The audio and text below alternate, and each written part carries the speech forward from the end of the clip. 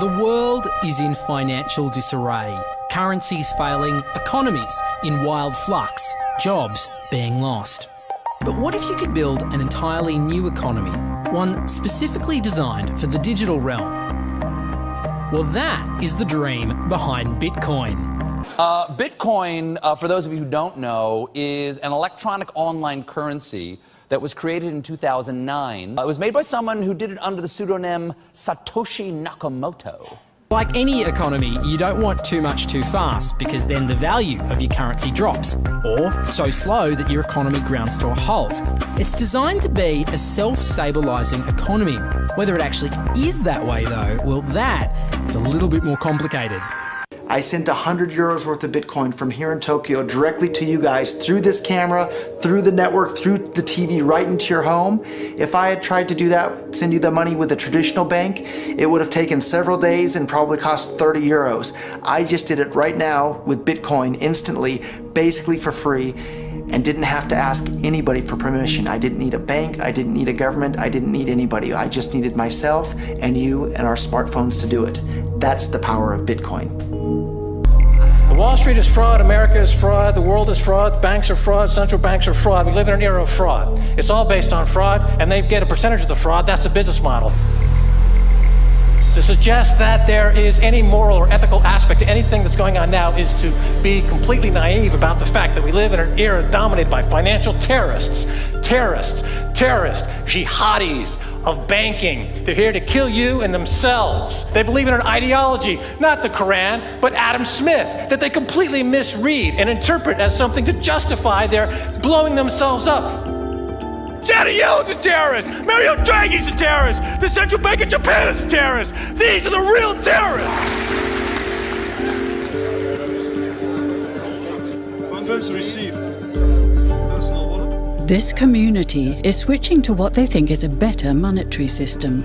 A system in which banks are no longer needed because payments could be made directly from one person to another. Bitcoin is fundamentally different because in Bitcoin, you don't owe anyone anything and no one owes you anything. It is not a system based on that. It is a system based on ownership.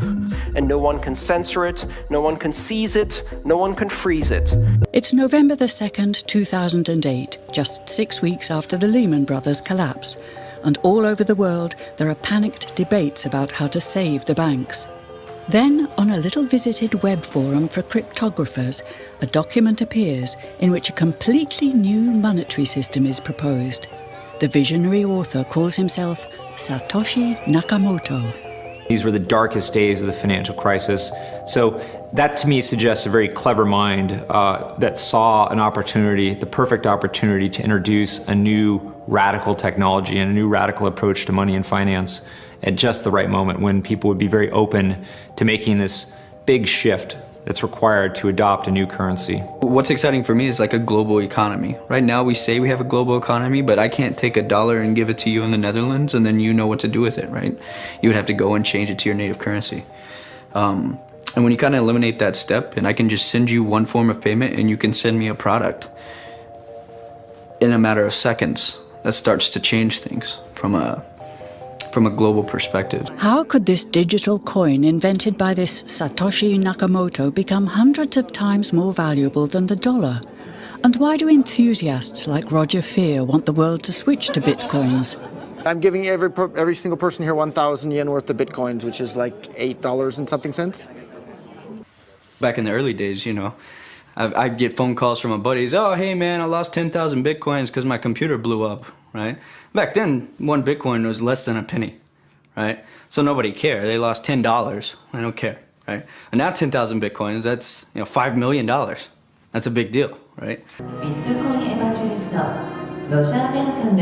I think a lot of people are underestimating the way in which Bitcoin and the blockchain are going to change the power structures in society in general.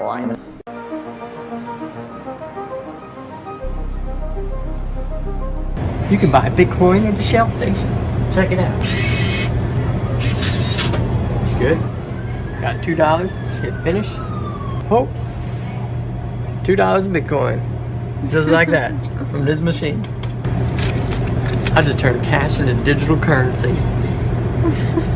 So thinking that it's too late to get involved in Bitcoin is like thinking it's too late to get involved with the internet or too late to get involved with using a cell phone. Like, it's not too late to get involved in Bitcoin. If Bitcoin becomes really popular all over the world, Bitcoins are going to have to be worth at least tens of thousands of dollars a Bitcoin, if not hundreds of thousands of dollars per Bitcoin. So thinking it's too late to get involved with Bitcoin is like thinking it's too late to get involved with using the internet. Of course not.